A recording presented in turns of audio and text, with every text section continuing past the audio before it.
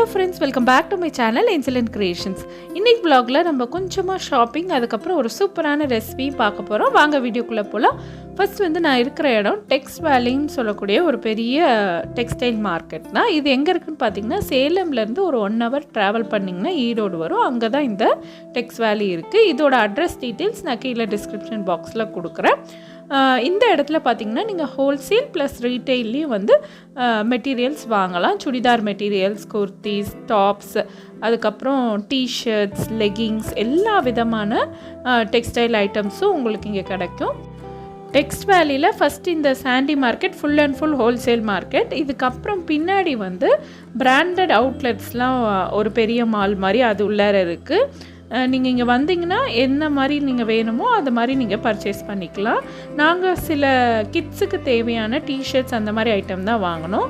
இந்த சுடிதார் டாப்லாம் பார்த்தீங்கன்னா 2 டாப் 500 ரூபா அந்த மாதிரி ரேஞ்சில் இருக்குது. ஒவ்வொரு கடையிலையுமே வந்து 2 டாப் 500, அப்புறம் 3 டாப் 500 அப்படின்னு சொல்லியெல்லாம் விற்கிறாங்க. மெட்டீரியல்ஸ்லாம் ரொம்பவே சூப்பராக இருக்குது. நாங்கள் ஒரு சின்ன ஷாப்பிங் முடிச்சுட்டு நாங்கள் வீட்டுக்கு கிளம்பிட்டோம். நாங்கள் ரொம்ப இங்கே vlog எடுக்கலை, கொஞ்சமாக தான் எடுத்தோம்.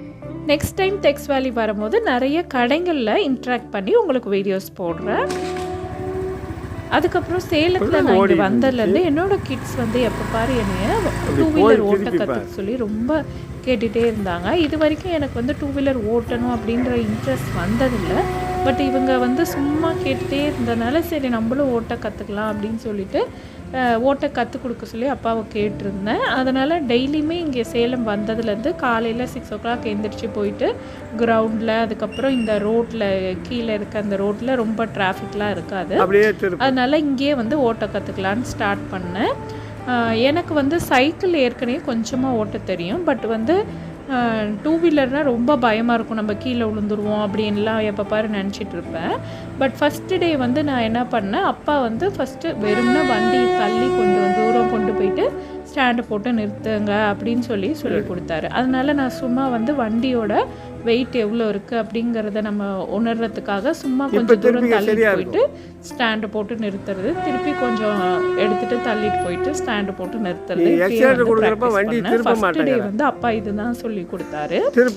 நெக்ஸ்ட் டே வந்து நாங்கள் ஒரு ஸ்கூல் கிரவுண்ட் அந்த இடத்துக்கு போனோம். ஏன்னா அங்கே வந்து ஃப்ரீயாக இருக்கும் இடம், அதோட மண் தரை இருக்கிறனால நம்ம வண்டி ரொம்ப ஸ்பீடாக போகாது, கற்றுக்கிறதுக்கும் ஈஸியாக இருக்கும்னு ஒரு கிரவுண்டுக்கு கூப்பிட்டு போயிருந்தார். அங்கே வந்து ஃபஸ்ட்டு ஸ்ட்ரெயிட்டாக ஓட்டுறதுக்கு கற்றுக்கிட்டேன். வண்டியை ஸ்டார்ட் பண்ணி ஆன் பண்ணி கொஞ்சம் தூரம் நேராக போகிறதுக்கு வரத்துக்கும் கற்றுக்கிட்டு அதுக்கப்புறம் எப்படி சர்க்கிளாக பண்ணி போகிறது அப்படின்னு சொல்லி ப்ராக்டிஸ் பண்ணேன். மொதல் நாள் நான் ரொம்ப பயந்தேன், வண்டியை எடுத்து காலை கீழே ஊனிக்கிட்டே இருந்தேன். அதுக்கப்புறம் 3rd டே வந்து எனக்கு நல்லாவே ஓட்டுறதுக்கு வந்துருச்சு. நான் வந்து இந்த ஸ்ட்ரீட்டில் போயிட்டு பக்கத்து ஸ்ட்ரீட்டில் பூந்து வெளியே வர அளவுக்கு 3ஆவது நாளே கற்றுக்கிட்டேன். ஜஸ்ட் 3 டேஸ்லேயே வந்து வண்டி ஓட்ட நான் கற்றுக்குவேன் அப்படின்னு சொல்லி கொஞ்சம் கூட நான் எக்ஸ்பெக்ட் பண்ணலை. இனிமேல் நான் எங்கே போகணுன்னாலும் ஆட்டோலேயோ இல்லை பஸ்லேயோ போகணுன்னு வெயிட் பண்ண தேவையில்லை, 2 வீலர் எடுத்துகிட்டு சல்லுன்னு போயிடலாம். ஸோ 2 வீலர் கற்றுக்கிறதுக்கு பயமாக இருக்கிறவங்க தைரியமாக ஸ்டார்ட் பண்ணுங்கள். ஸ்டார்ட் பண்ணும்போது ஸ்லோவாக ஸ்டார்ட் பண்ணுங்கள், அதுக்கப்புறம் கண்டிப்பாக நீங்களும் ஓட்ட கற்றுக்குவீங்க. இப்போ வாங்க நம்ம காளான் ரெசிபியை பார்த்துடலாம். இப்போ நான் பண்ண போகிறது ஆயிஸ்டர் மஷ்ரூம் குழம்பு. இதை வைக்கிறதுக்கு இந்த காளான் சிப்பி காளான்னு சொல்லுவாங்க, இந்த காளானை எடுத்துகிட்டு இதை ஃபஸ்ட்டு க்ளீன் பண்ணணும். இந்த காளானோட அடி தண்டில் கொஞ்சமாக நம்ம இந்த மாதிரி கட் பண்ணணும். அது ஒரு மாதிரி நறுக்குன்னு இருக்கும், அதை வந்து கட் பண்ணி எடுத்ததுக்கப்புறம் இந்த ஸ்டெம்மை வந்து நம்ம அப்படியே யூஸ் பண்ணணும்.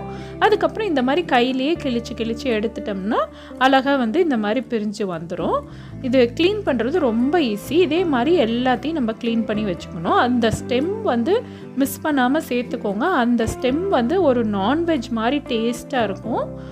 நான் வந்து வீடியோ எடுக்கிற ஆர்வத்தில் ஃபஸ்ட்டே காளானை வந்து கழுவலை, மறந்துட்டேன். அதனால் வந்து நான் கட் பண்ணி முடித்ததுக்கு அப்புறமா நான் ஒரு தடவை தண்ணியில் போட்டு அலசி எடுத்துக்கிட்டேன். நீங்கள் வந்து ஃபஸ்ட்டே கழுவிடுங்க. இப்போ நான் ஒரு கடாயில் எண்ணெய் ஊற்றிட்டு அதில் 2 பட்டை, கொஞ்சமாக எண்ணெய் ஊற்றுங்க. இது ஜஸ்ட் வந்து மசாலா அரைக்கிறதுக்கு தான். ஒரு 4 ஏலக்காய், 2 கிராம்பு, அதுக்கப்புறம் ஸ்டார் அனீஸ் பூவில் பாதி, கொஞ்சமாக கல்பாசி, ஒரு சின்ன ஸ்பூனில் ஒரு கல்பாசி ஒரு 2-3 எடுத்துக்கோங்க. பிரிஞ்சி இலை 1 பெருசாக இருக்கிறத உடச்சி சேர்த்துட்டு கொஞ்சமாக சோம்பு சேர்த்துருக்கேன், ஒரு 1/2 டீஸ்பூன் சோம்பு, ஒரு 10 முந்திரி மாதிரி சேர்த்துட்டு இதை நல்லா அந்த எண்ணெயில் வறுத்து எடுத்துக்கலாம். அது கூடவே வந்து சாம்பார் வெங்காயம் ஒரு 15 மாதிரி சேர்த்துக்கோங்க. இது வந்து அந்த குழம்புக்கு நல்ல டேஸ்ட் கொடுக்கும். சாம்பார் வெங்காயம் லேசாக வதங்கினதுக்கப்புறம் ஒரு டேபிள் ஸ்பூன் அளவுக்கு கசகசா சேர்த்துக்கிட்டு ஒரு அரை முடி சின்ன தேங்காயில் ஒரு அரை முடி தேங்காவை இந்த மாதிரி நீல வாக்கில் கட் பண்ணி சேர்த்துருக்கேன். நீங்கள் திருவண்ண தேங்காய் இருந்தால் அதை வந்து நீங்கள் டைரெக்டாக அப்படியே சேர்த்துக்கலாம். நான் வந்து இந்த மாதிரி பீசஸாக எடுத்தனால ஃபஸ்ட்டு தேங்காவெல்லாம் எடுத்து போட்டு மிக்ஸி ஜாரில் ஓட்டிட்டு அதுக்கப்புறம் மீதியை வந்து போட்டு இந்த மாதிரி நைஸாக பேஸ்ட்டாக அரைச்சி எடுத்துக்கிட்டேன். இப்போ ஒரு கடாயில் குழம்புக்கு தேவையான எண்ணெய் வந்து ஊற்றிக்கலாம். ஒரு 2லேருந்து 3 கரண்டி எண்ணெய் ஊற்றிட்டு அதுக்கப்புறம் ஒரு 2 பட்டை 2 கிராம்பு 2 ஏலக்காய் அது கூட வந்து கொஞ்சமாக சோம்பு சேர்த்து இதை தாளிச்சிக்கலாம். இது எல்லாமே நல்லா பொரிஞ்சோடனே சின்ன வெங்காயத்தை நான் வந்து கட் பண்ணி வச்சுருந்தேன். ஒரு 10லேருந்து 15 மாதிரி கட் பண்ணி வச்சுருந்தேன். அதையும் சேர்த்து ஒரு கொத்து கருவேப்பிலையும் போட்டு நல்லா அந்த எண்ணெயில் வதக்கிக்கலாம். நான் நல்லா வதங்கிறதுக்கு கொஞ்சம் கல்லுப்பும் சேர்த்துக்கிறேன். கல்லுப்பு இந்த சின்ன வெங்காயம் இதெல்லாம் சேர்க்கும் போது இந்த குழம்பு வந்து நல்லா ஒரு ருசியாக இருக்கும். இப்போ இஞ்சி பூண்டு பேஸ்ட் ஒரு 2 ஸ்பூன் போட்டுக்கலாம். போட்டு இந்த இஞ்சி பூண்டோட அந்த ரா ஸ்மெல் போகிற அளவுக்கு நல்லா வதக்கிட்டு ஒரு கொஞ்சமாக மஞ்சத்தூள், அப்புறம் ஒரு டேபிள் ஸ்பூன் அளவுக்கு ப்ளெயின் சில்லி பவுடர், அப்புறம் ஒரு 2 ஸ்பூன் வந்து தனியாத்தூள். இந்த மசாலா வந்து நான் ஏற்கனவே ஈரோடு மட்டன் குழம்புன்னு ஒன்று வச்சுருக்கேன். அதில் வந்து நான் இந்த மசாலா எப்படி அரைக்கிறதுன்னு காட்டியிருக்கேன். இது ஒரு மிளகு மசாலா. அதோட லிங்க் வந்து நான் கீழே கொடுக்குறேன். அதுக்கப்புறம் நம்ம கட் பண்ணி வச்சுருந்த அந்த மஷ்ரூம்ஸ் எல்லாத்தையும் உள்ளே போட்டு நல்லா வதக்கிட்டு அதுவே அப்படியே கொஞ்சம் தண்ணி விடும். அதுக்கப்புறம் நம்ம அரைச்ச மசாலாவை சேர்த்துடணும். சேர்த்து இதை நல்லா கலந்து விட்டு தேவையான அளவு நம்ம கொஞ்சம் தண்ணி ஊற்றிட்டு இந்த குழம்பு வந்து கொதிக்க விடணும். தேவையான அளவு நீங்கள் உப்பும் போட்டுக்கோங்க. நான் வந்து ஃபுல் அண்ட் ஃபுல் கல் உப்பே தான் போட்டிருக்கேன். நீங்கள் வந்து நார்மல் டாட்டா சால்ட் போடணுன்னாலும் போட்டுக்கலாம். போட்டுட்டு நல்லா மிக்ஸ் பண்ணி விட்டுட்டு டேஸ்ட் பார்த்துக்கோங்க.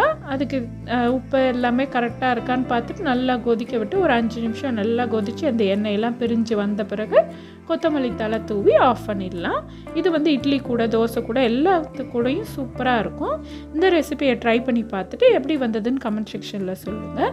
இந்த வீடியோ உங்களுக்கு பிடிச்சிருந்தா லைக், கமெண்ட், ஷேர் மற்றும் ஏஞ்சலின் கிரியேஷன் சேனலுக்கும் சப்ஸ்கிரைப் பண்ணுங்கள். தேங்க்ஸ் ஃபார் வாட்சிங்.